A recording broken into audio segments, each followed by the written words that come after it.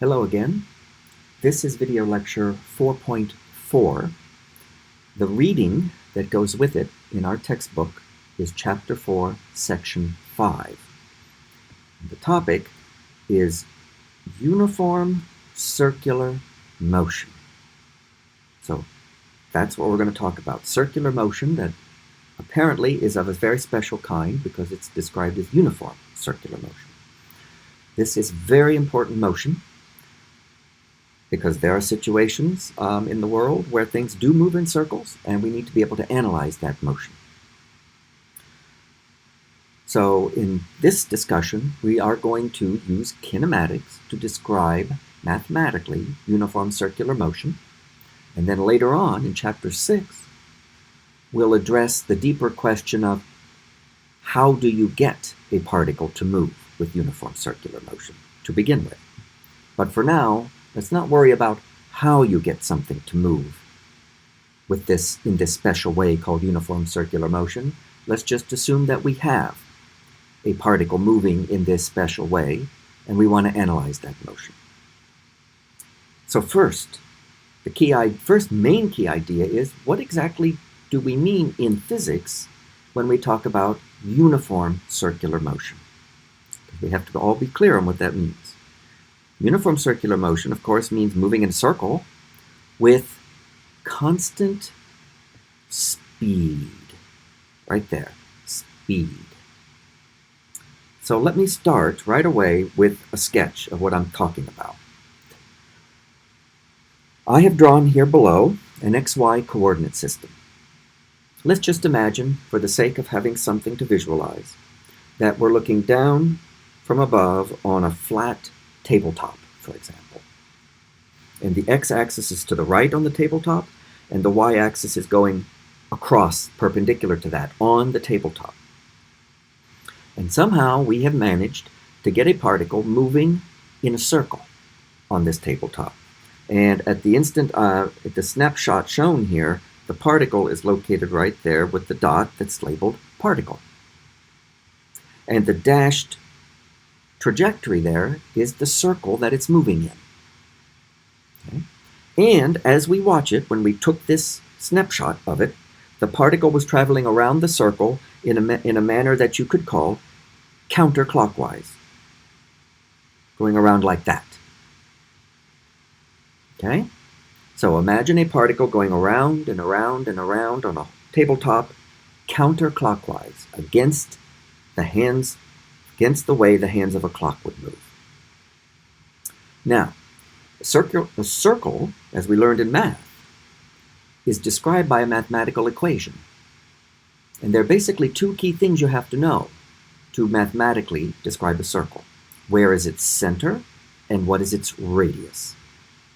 So I have denoted in my picture the location of the center of the circle. I've marked it with an X. The whole circle, as you see, happens to be located in the first quadrant, and the center of the circle is where I marked with the X. That's some point in the XY plane with coordinates X sub C, Y sub C, C for center. And then the radius, of course, as you know, is the straight line distance from the center of the circle out to the particle on the circle. Notice the symbol I'm going to use for the radius in circular motion is a capital R. Now my particle itself, at the moment I took the snapshot, remember the particle itself is down where the dot is. It is lying on the actual circle, and it has coordinates that I've just labeled X, Y, because I picked a generic point on the circle.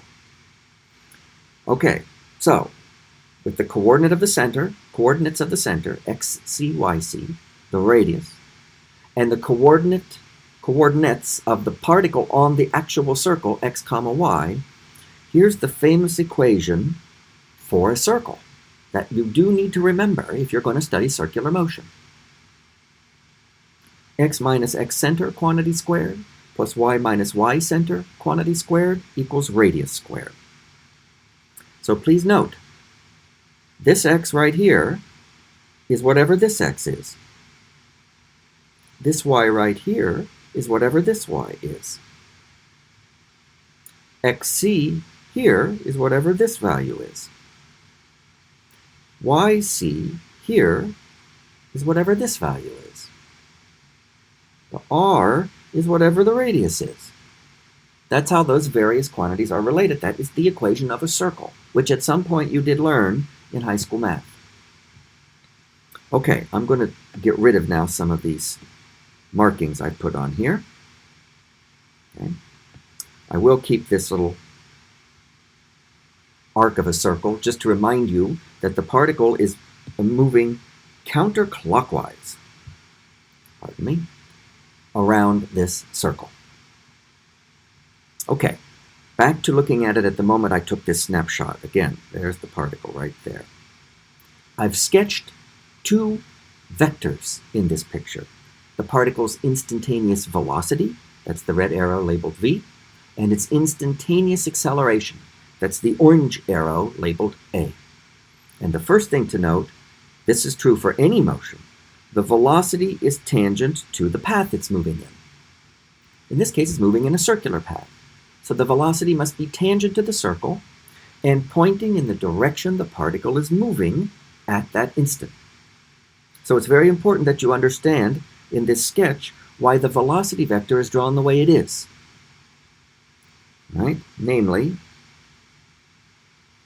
right like that. It must be drawn as an arrow that is tangent to the circle, pointing counterclockwise at that instant. Okay? So that's the actual velocity vector at that instant. Okay? All right, now, here comes an interesting question for you. Something to think about. Uniform circular motion is what we're studying. Our statement right above, the key idea, says that uniform circular motion is the particular kind of circular motion when the speed is constant. Okay, if speed is constant and the derivative of a constant is 0, and the derivative of speed is acceleration, shouldn't the acceleration be 0? There's a flaw in that reasoning. I'd like you to pause the video and think about it. What's wrong with what I just said? And then come back and we'll talk about it. Okay? What's wrong with claiming that when a particle moves in a circle at constant speed, its acceleration is equal to 0?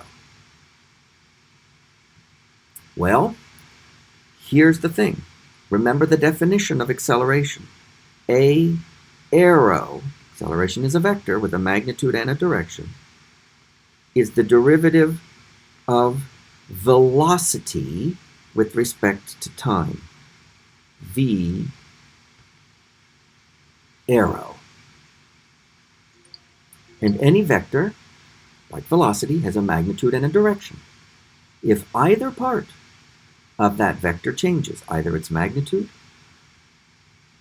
or its direction, then the velocity is changing. If the velocity is changing, then its derivative isn't 0. And acceleration is derivative of velocity. So the flaw in my statement earlier is when I said acceleration is derivative of speed. That's just plain not right. That's not how we defined acceleration. Acceleration is derivative of velocity. And speed and velocity are not the same thing. Okay, so acceleration is derivative of velocity with respect to time. If any part of the velocity vector changes with time, there's an acceleration. Now, let's keep thinking about this. So we said we're moving in a circle at constant speed. So isn't the velocity constant? No, we just said velocity and speed are not the same. How are velocity and speed related? Do you remember that? Remember, speed is the magnitude of the velocity. So if we denote v arrow with the absolute value symbol on it, then we mean the magnitude of the velocity. That's what we mean in physics when we use the word speed. The magnitude of the velocity. So apparently the particle is moving in a circle with the magnitude of its velocity constant.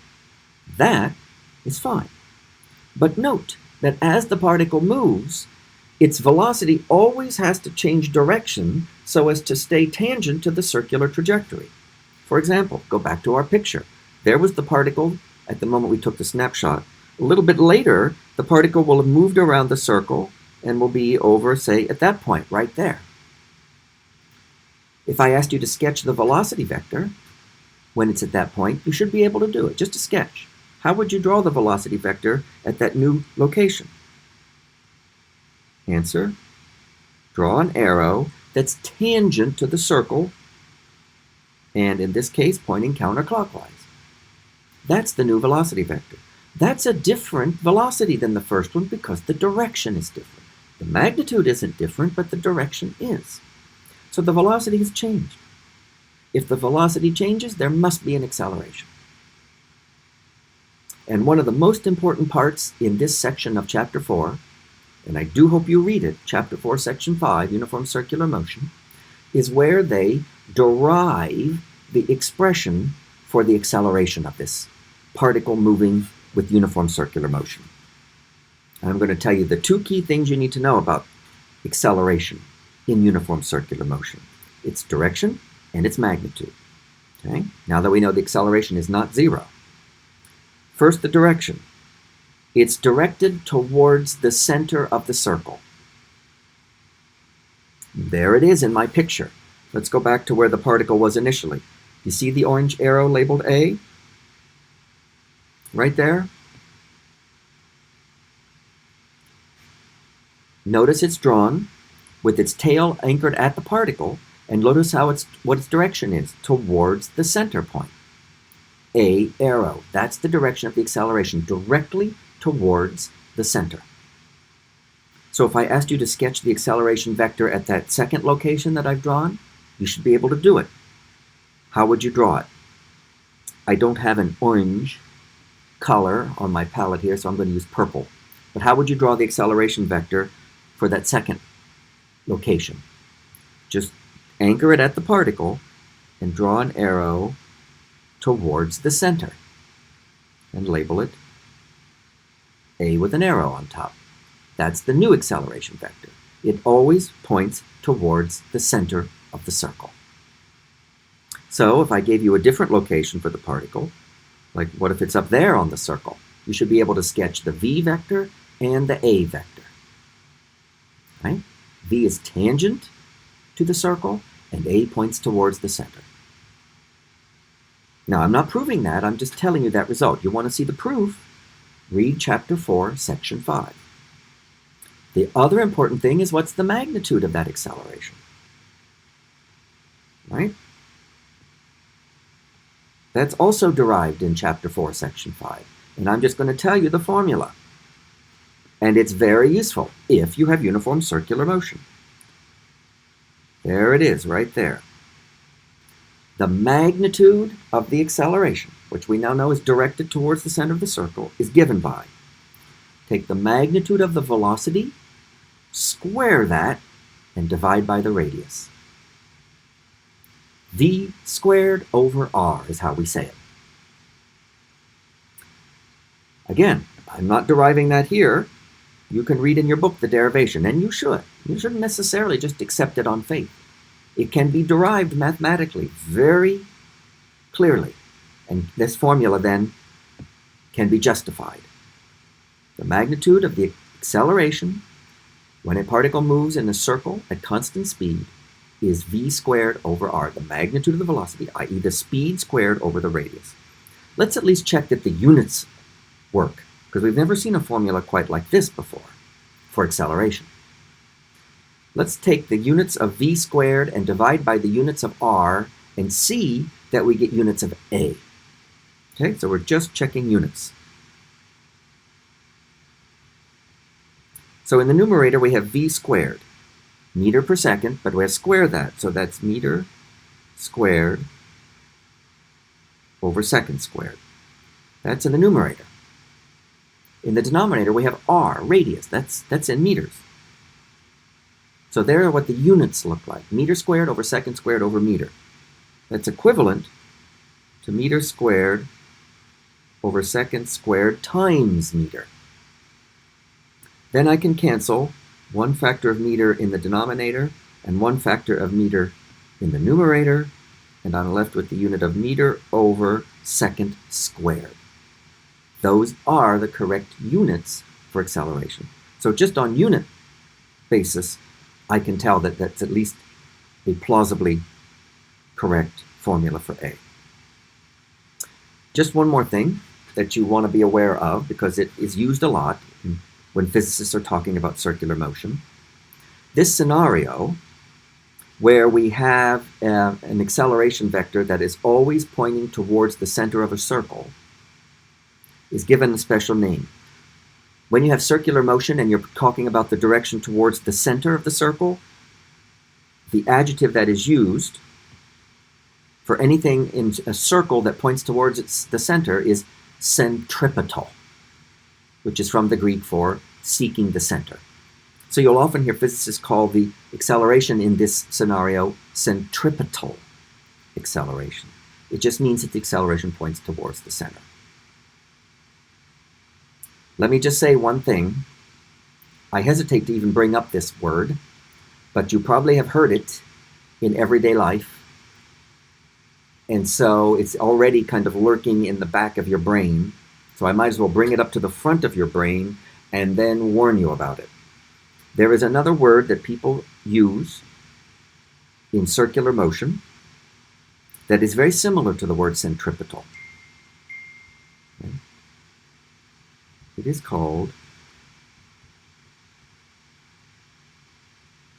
centrifugal, which means, by the way, pointing away from the center. I want you to, for this class, scratch that word from your brain. Please do never use it. We are not going to use it. Please note that this acceleration points towards the center, not away. Okay? All right, I'm going to scratch that word completely. Okay, I hope this is making sense. This is a very important kind of motion for us to study and understand. So let's start practicing. I have one more little tip to tell you as well. Let me bring up some more content here. Okay, here comes the next tip. Very useful thing to remember when you have uniform circular motion. Note first how I abbreviate. Uniform circular motion is a lot to write out. I type UCM for uniform circular motion. Remember, uniform circular motion means the particle's speed is constant. All right, one of the really useful things to know about uniform circular motion is what is called the period of the motion. All we mean by that in physics is the time to complete one revolution, the time to go around the circle exactly once. That's called the period. That's often a useful thing to know. Since it's traveling at constant speed, the time to go around once is just the distance it travels, that's the circumference of a circle, divided by how fast it's going, its speed, its magnitude of velocity. There, I said it in words. Here it is in symbols. Please note this. You need this just as much as you need A equals V squared divided by R when you study uniform circular motion. The period of the motion, note the symbol please, capital T for period, not little t. Because capital T for a given uniform circular motion problem is a constant. It's just the amount of time to go around once. Capital T, the period, is the circumference divided by the speed. The circumference of a circle is 2 times pi times its radius. And I'll use the symbol italic V for speed, not V arrow, that'd be velocity. Okay? So capital T equals 2 pi r over V. Very useful. Now let's start practicing studying uniform circular motion. I'm going to do one with you in our video here, and then I'm going to give you one as a class engagement exercise. Here is the scenario. This figure shows, kind of grouped together, 4 different tracks that a particle can move on. Actually, the particle in this case is a train, so think of these as train tracks. And all of these tracks, the key important part of them is the curved part. And the curved part in all 4 tracks is either a half a circle or a quarter of a circle. And we're only interested in when they are on that curved part. That's the only part we're going to be focusing on here. Now the train is moving around these tracks at a constant speed. And it's the same constant speed no matter what track the train is on. We are to rank, another ranking exercise, the tracks according to the magnitude of the train's acceleration on the curved portion, greatest first. Okay, so there's track 1, track 2, track 3, and track 4. We are to rank the acceleration magnitudes, biggest down to smallest. Okay, so I want you to pause the video and think about that for yourself for a minute, and then come back and we'll talk about it. Okay, welcome back. First, did you go in your brain to the formula for acceleration magnitude for uniform circular motion? Because that's what it's asking us to rank. So this is the formula. Acceleration magnitude, A arrow magnitude, is V arrow magnitude squared over radius. Now that's my careful way of writing it. I might as well just erase that right now and show you the shortcut way of writing it, since that's the way most physicists would write it. Just a plain old A equals a plain old V squared over a capital R for radius. When you write the A and the V with no arrow on top, you mean magnitude. Magnitude of A equals magnitude of V squared over radius. Note, for all 4 tracks, the magnitude part of the V, the speed, is the same. So the only thing that's going to be different for the tracks, apparently, is the radius when you're on the curved part. So why don't we first rank the R's? Let's do that, okay? And I claim you can do that. You might not be used to looking at little drawings like this, but they're just ways to show parts of circles that happen to correspond to train tracks.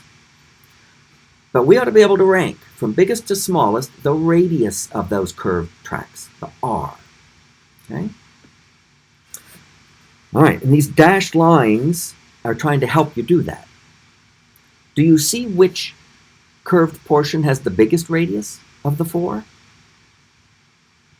Did you say track 3? Because that curved portion has a radius, I'll sketch it. There's its center out to the edge. That blue line I draw right there, that's the radius for curve 3. Okay, and that's the biggest radius. Now let me erase. What's the next biggest radius? Do you see? Did you say curve 4? Its radius is right there. Just drew it right there.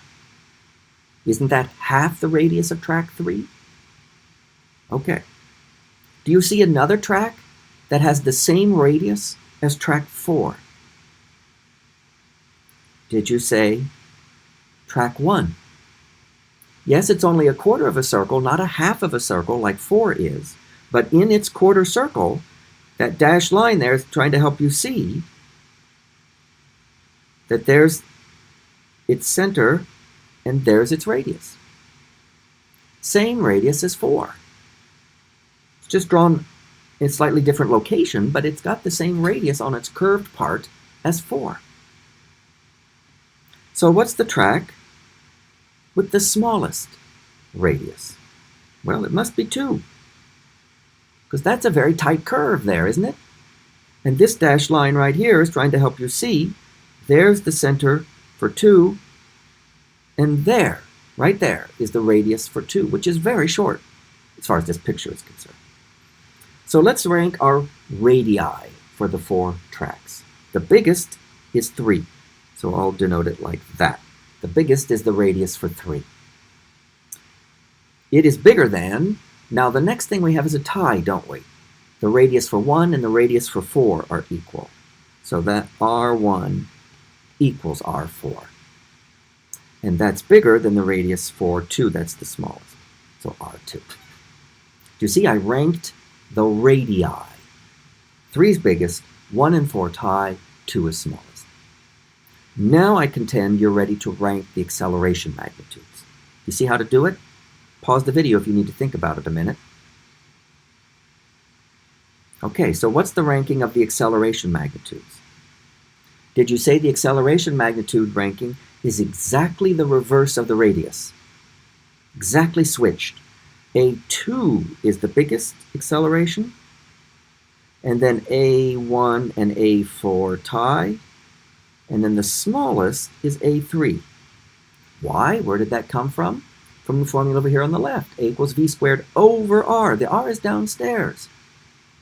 The bigger the R, since it's in the denominator, the smaller the A. So here then is our ranking for the acceleration magnitudes when the train is on the curved part of the track. And it's biggest for track 2 because it's the tightest curve. Okay, so the last thing on this video is to give you a class engagement exercise to do where you can type in your answers on Blackboard. Okay? All right, let me explain what I want you to do. In this figure, we have a particle P. You can see it there, the red dot, and it's labeled P. And it moves with uniform circular motion in the circle. The circle is drawn in green. You can see that it's centered on the origin of an XY coordinate system. So we actually put the circle at the origin of an XY coordinate system. We're just going to ask you some questions, A, B, and C, and I want you to go to Blackboard for the class engagement exercise assignment for this video, and by A and B and C, you just type in your answers. Here's the first question. Note that in the picture, we happen to take a snapshot of the particle as it's moving.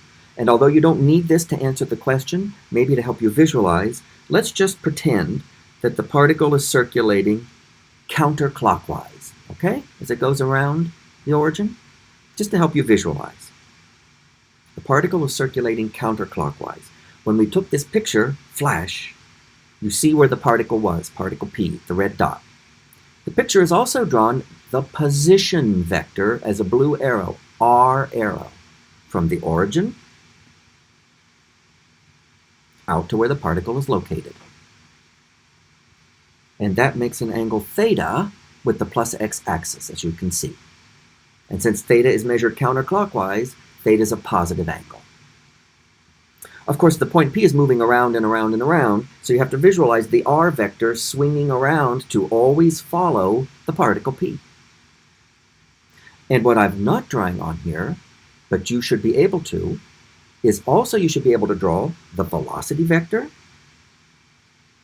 at any given location on the circle and the acceleration vector at any given location on the circle. So those aren't drawn here, but you should be able to draw them, those arrows.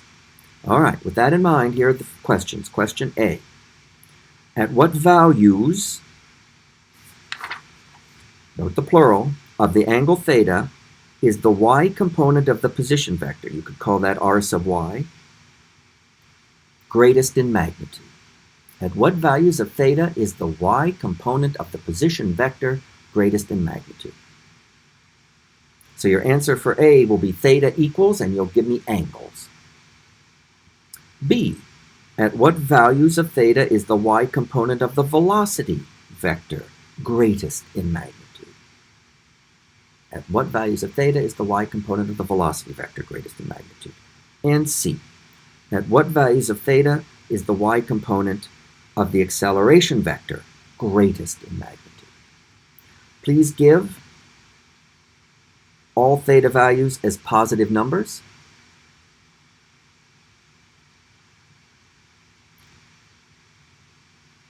In that range. 0 inclusive, up to 360. So answer those questions for me, please, for class engagement on Blackboard. We will be talking in class about uniform circular motion to give you a chance for more practice. But that's all for this video.